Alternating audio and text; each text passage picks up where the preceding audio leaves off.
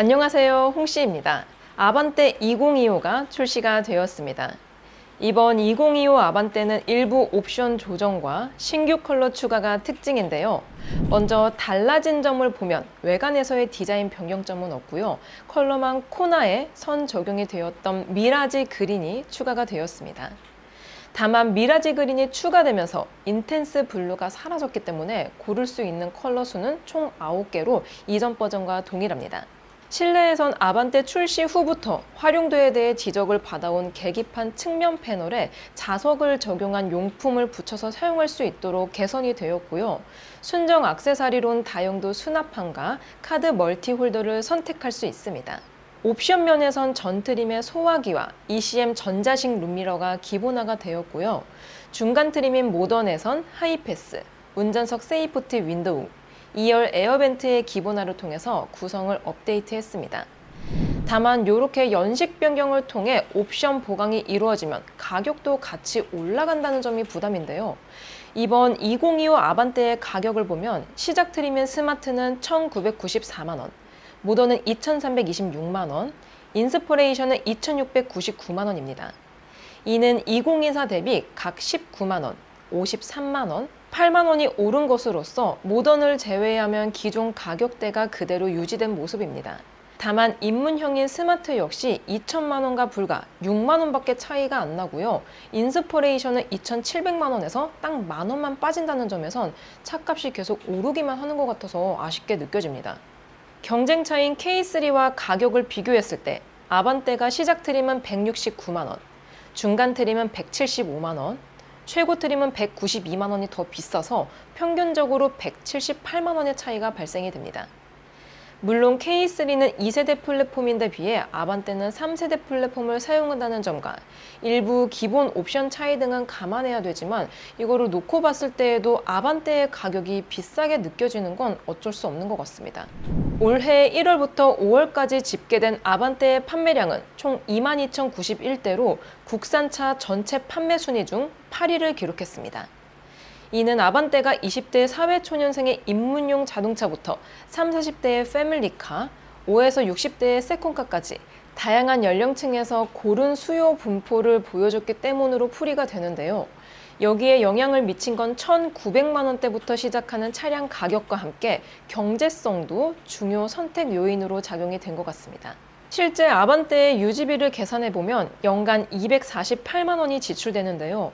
모닝 대비론 22만 원이 더 들지만 소나타에 비해선 64만 원을 아낄 수 있기 때문에 모닝의 작은 크기가 부족하고 소나타의 가격과 유지비가 부담스러운 분들에겐 많이 어필될 것 같습니다. 요즘은 아반떼를 구매할 때 비교하는 차종이 K3가 아니라 소형 SUV인 경우가 많은데요. 그래서 아반떼와 소형 SUV를 항목별로 살펴보면 먼저 가격은 시작 트림 기준 아반떼가 티볼리 대비 99만 원이 더 비싸고요.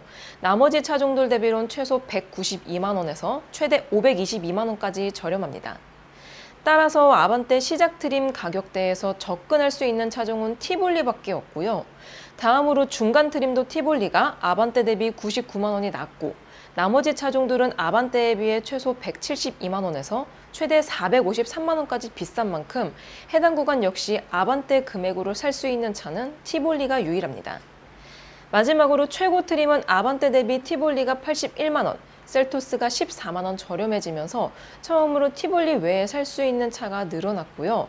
나머지 차종들은 아반떼보다 최소 31만 원에서 최대 421만 원이 비싸기 때문에 전체적으로 준준형 세단과 소형 SUV의 가격 격차는 큰 편인 것 같습니다.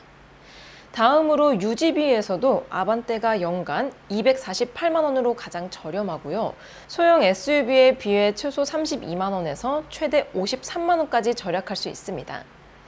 아마 이 부분은 다수의 소형 SUV가 터보 엔진을 사용하고 무거운 무게와 공기 저항까지 더해져서 연비가 떨어지는 게 원인으로 보여지는데요. 특히 티볼리는 아반떼보다 전체적인 차값은 저렴하지만 유지비 차이는 5년 운용 기준 265만 원, 7년 기준으로는 371만 원의 추가 지출이 필요한 만큼 이러한 상세 유지비도 차량 구매 시 꼭 확인해 봐야 되는 부분입니다. 다음으로 아반떼와 소형 SUV의 옵션을 비교해보면 항목이 조금 많기 때문에 현대기아 계열과 비현기 계열을 나눠서 말씀드리겠습니다.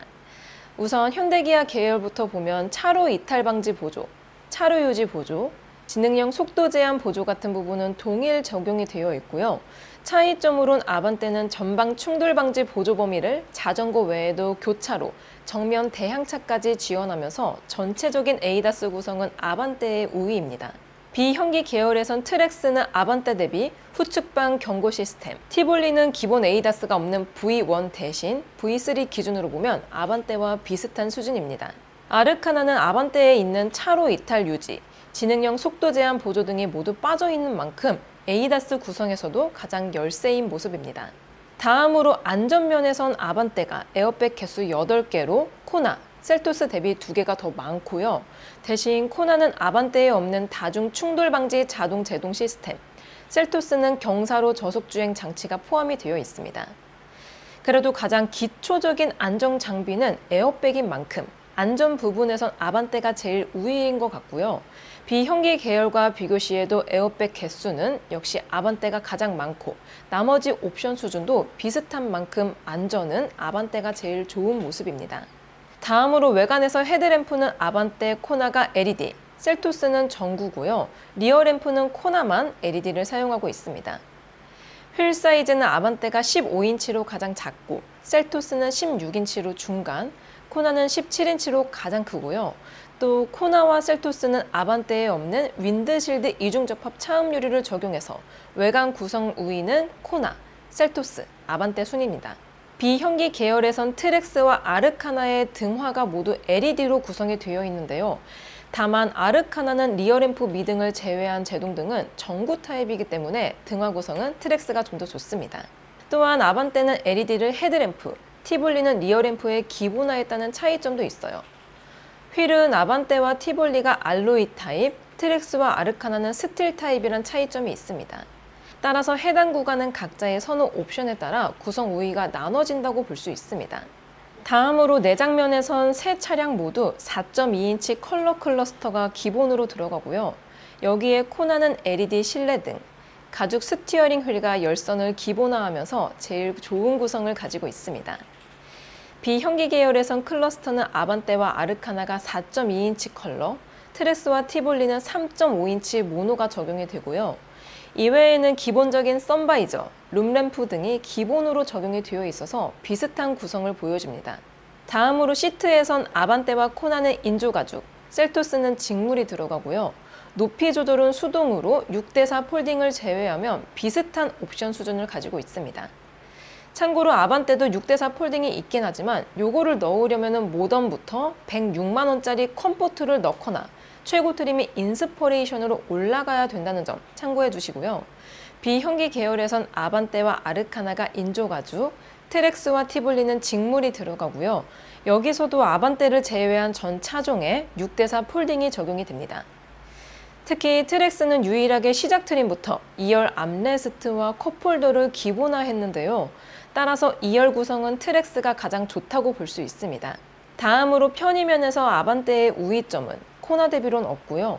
셀토스 대비론 전방 주차거리 경고, ECM 룸미러가 있습니다.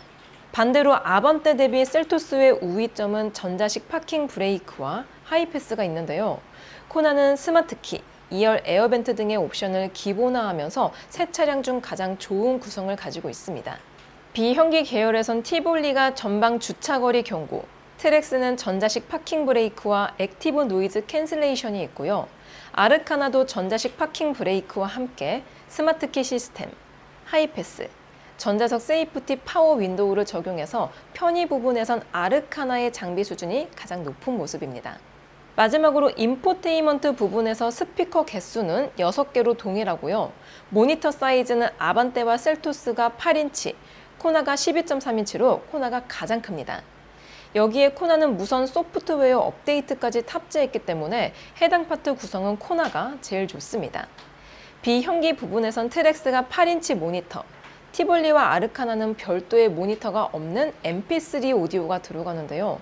대신 트랙스는 유일하게 4스피커를 사용하기 때문에 음악을 들었을 때 공간감은 살짝 부족할 수 있다는 단점이 있습니다. 이외의 부분은 거의 비슷하기 때문에 여기서는 아반떼의 구성이 가장 앞서간다고 볼 수 있습니다.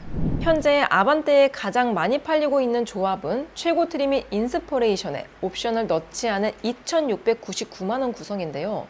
이렇게 뽑으면은 LED 리어 램프, 파노라마 디스플레이, 천연 가죽 시트, 서라운드 뷰 등 옵션 수준은 정말 좋아지지만 2,700만 원에서 딱 만 원만 빠지기 때문에 이왕이면 보태서 쏘나타라는 그 돈씨가 성립되게 됩니다. 그래서 홍시픽 추천 조합을 짜보면 트림은 모던으로 한금 내리고요. 선택 옵션은 스마트 센스만 넣어서 2,420만 원 조합을 추천드립니다. 우선 모던 트림은 기본적으로 1열 열선과 통풍 시트, 전자식 파킹 브레이크, 스마트 키, 프로토 에어컨 같은 선호 옵션이 기본으로 적용이 돼서 충분하게 보이고요. 여기에 스마트 센스로 후측방 충돌 경고, 스마트 크루즈 컨트롤, 고속도로 주행 보조 같은 에이드스만 보강해주면 2,500만 원을 넘지 않으면서도 편의와 안전 두 가지를 모두 충족시킬 수 있는 만족스러운 조합이 완성이 됩니다. 자, 이렇게 2025 아반떼에 대해서 살펴보았습니다.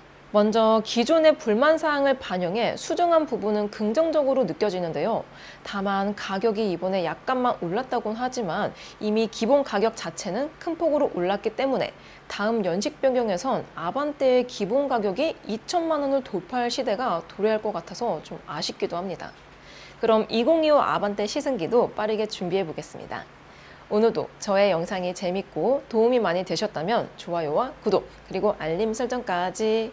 다음 시간에 또 뵐게요. 안녕. 빵!